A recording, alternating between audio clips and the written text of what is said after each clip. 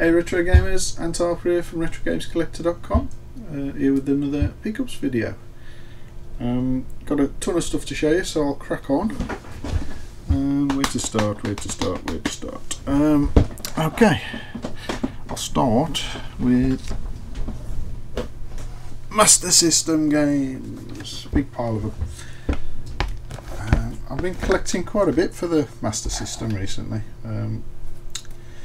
It's always been one of my favourite consoles, but I've neglected it over the years in favour of collecting for the Spectrum and for the 2600.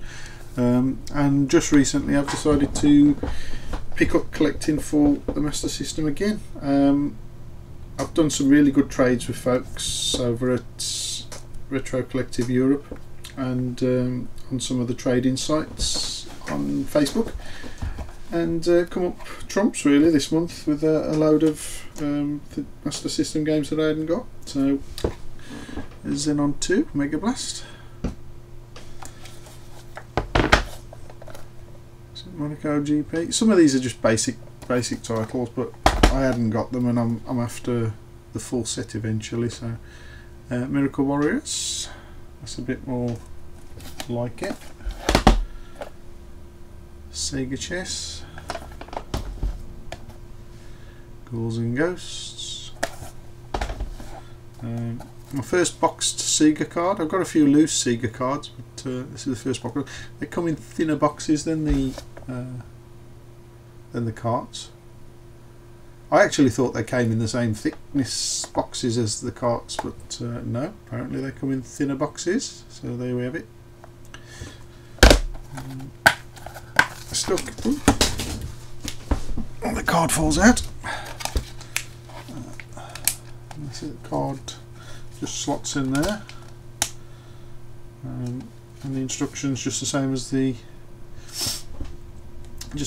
normal card box. The instructions slide in that side. It's just thinner, that's all. World Games, Global Defense, Columns, Marble Madness. I had a ton of these back in the day, but over the years I've sold them and got rid of them. Same old story, isn't it? You get rid of stuff and then regret it and have to buy them back at inflated retro boom prices, which is annoying, but still, we all do it. ZX80 manual. I haven't got a ZX80. It's the only, I think it's one of the only Sinclair machines I haven't got now, apart from the MK14. And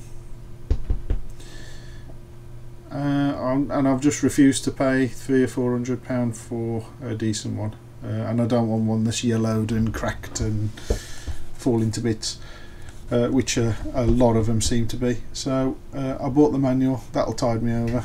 I can pretend.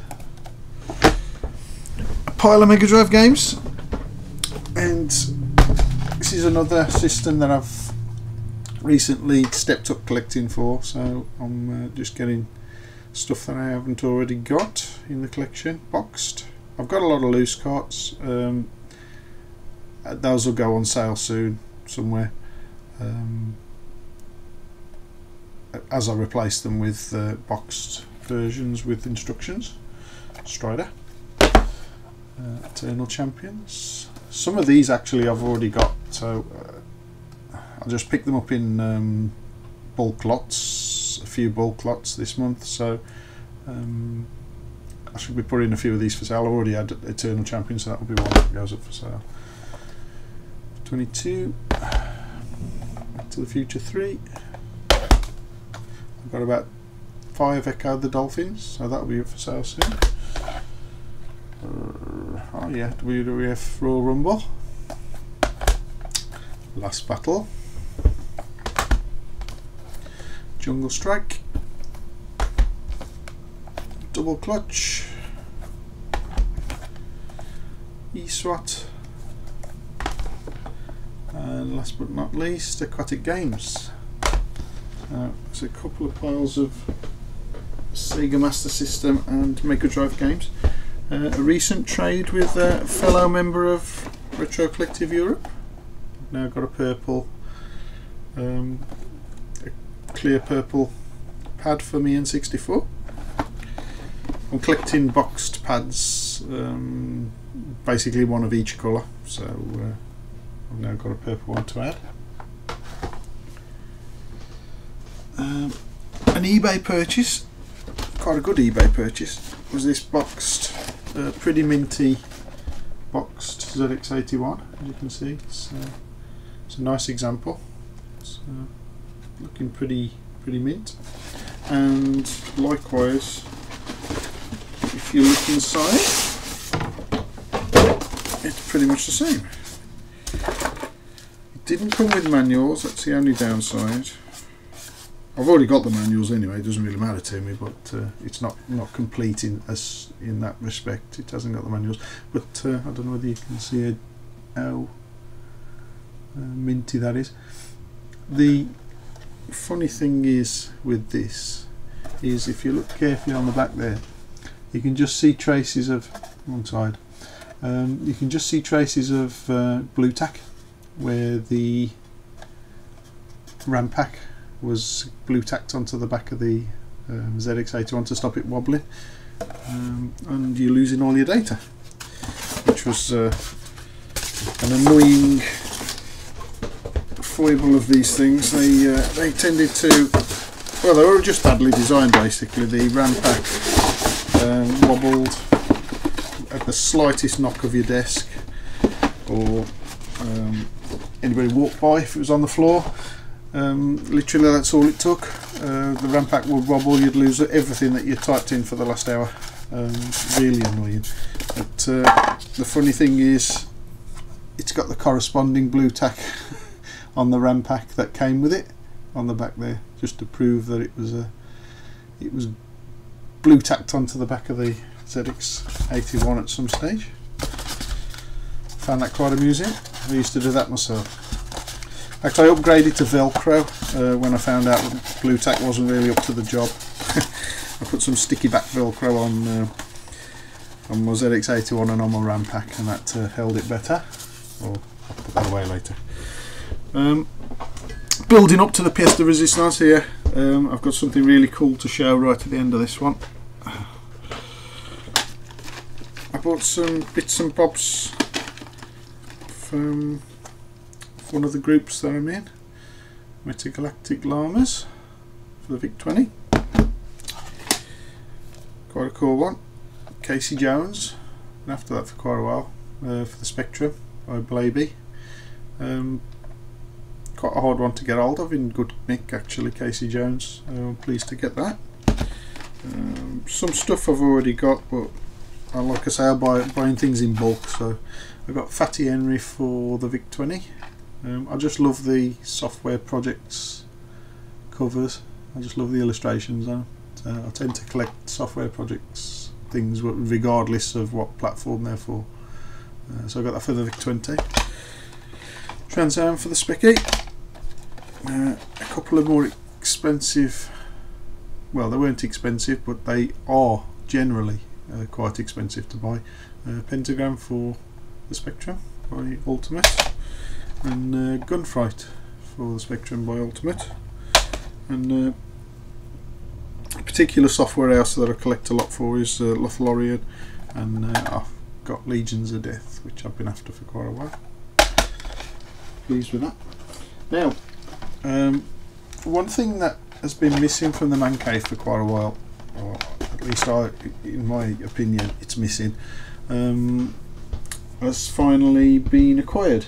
I'm a big fan of the TurboGrafx 16. I've been using it for years and years and absolutely love the system, but I've always had this sort of nagging feeling in the back of my head, seeing other people use PC engines. I've always had the nagging feeling that it's not quite the real deal, and the PC engine is, and I've been looking to replace my TG16 with a PC engine for quite a while, and I finally sourced one for what I thought was a decent price, and it actually was a decent price until you added in Her Majesty's Revenue and Customs charge, and Parcel Force's handling charge on top of it, which really annoyed me.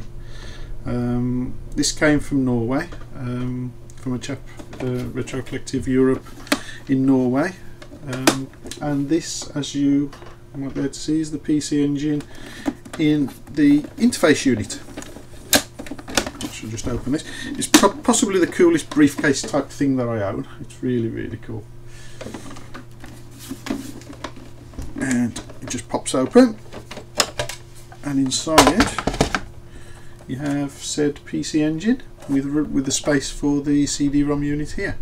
This interface unit on the back here basically takes care of composite output, your power,